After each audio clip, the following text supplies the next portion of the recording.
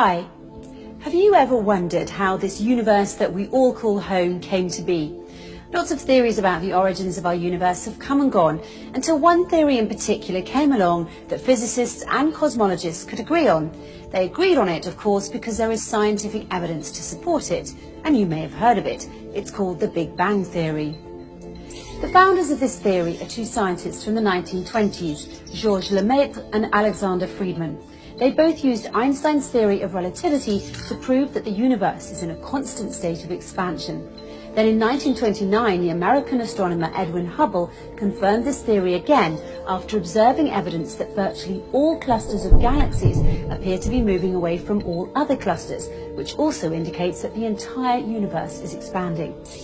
Physicists agree that the theory is sound because the universe is in fact still expanding even now. If you open the Quran and read through all the verses that speak about the origin of the universe, you'll find that it confirms what physicists have been saying about the same topic. For example, in chapter 51, verse 47, it says, "And it is we, God, who have built the heaven with our creative power. And verily it is we, God, who are steadily expanding it." What we know about the universe is that space was created first and gave birth to particles, galaxies, stars, the Earth, and you and me.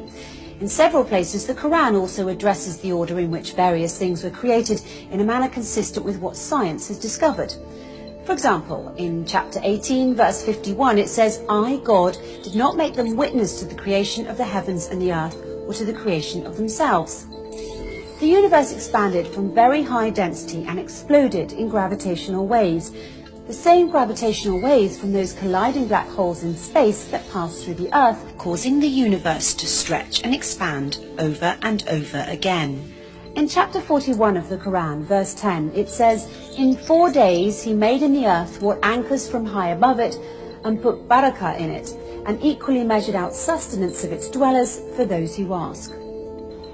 Let's break down the meaning of this verse. When God says he made in the earth what anchors from above it, he's referring to the gravitational waves that are coming back from those colliding black holes in space that act as gravitational anchors to anchor the earth and anchor things to the earth. Then God says he put barakah in it. Barakah is a word that people commonly use for blessings, but it actually has a deeper meaning. It means to grow and increase in volume above and beyond expectations, emphasizing that the earth started out small but constantly grew larger and larger.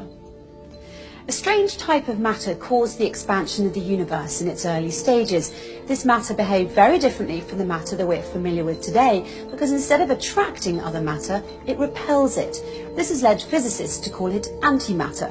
Sounds to me like antisocial matter. Antimatter actually disobeys energy and momentum conservation. It disobeys symmetric charge conjugation and parity, and it disobeys our current one-directional time arrow and disobeys causality. Because the early universe was filled with this type of self-repelling, disobedient matter, everything would be pushing against everything else, and that would account for the sudden explosion that gave birth to the universe. Matter and antimatter particles are always produced in pairs, and if they come in contact, they annihilate one another, leaving behind pure energy. So why do we still see matter today? As far as physicists can tell, it's only because in the end, there was one extra matter particle for every billion matter-antimatter pairs. After that, the first stars began to form. They formed from the dense gas of the young universe, which came about when a cloud increased in density and then collapsed due to the action of the gravitational pull of gravity. The gravitational pull of gravity managed to anchor more and more matter from the collapsed cloud, resulting in the densest gas clumping and anchoring together, which eventually led to the formation of stars and even galaxies. The formation of stars then paved the way for the formation of everything else in our universe. You see, when a massive star with a mass several times that of the Sun reaches the end of its life, it compresses and explodes as a supernova. And it appears that exploding stars, or supernova, are extremely efficient at producing the dust or first solid particles that later forms Earth, like planets, rocks and people. Verse 11 of that same chapter in the Quran addresses these points when it says, "Then he directed himself to the heaven while it was smoke, and said to the heavens and the earth, 'Come into being, willing to obey or disobey.' They both said, 'We are willing to obey.'"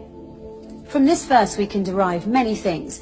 Firstly, that space was created before earth. As God says, he created the earth while heaven was a smoke.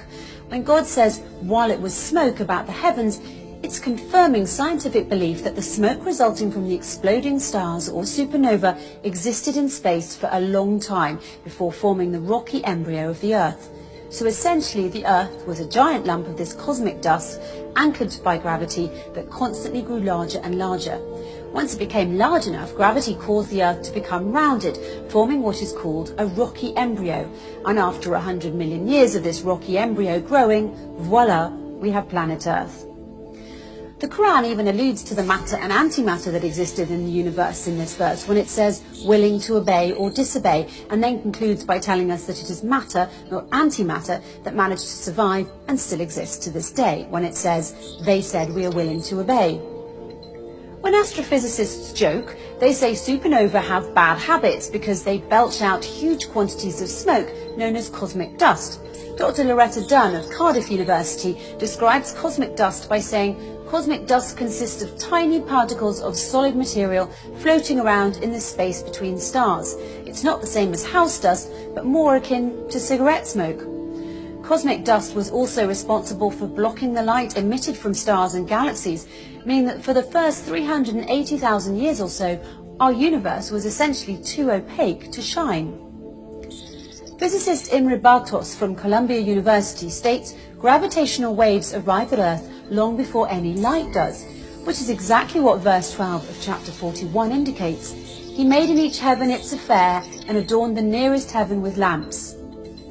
By using the lamps as an analogy for light, this verse reflects the fact that the universe was in darkness in its early stages. It further reflects the sequence of events we discussed earlier, as God mentioned what anchors first, then mentioned the light, implying that gravitational waves arrived at Earth long before any light did, just as physicists such as Imre Bartos would confirm over 1400 years later.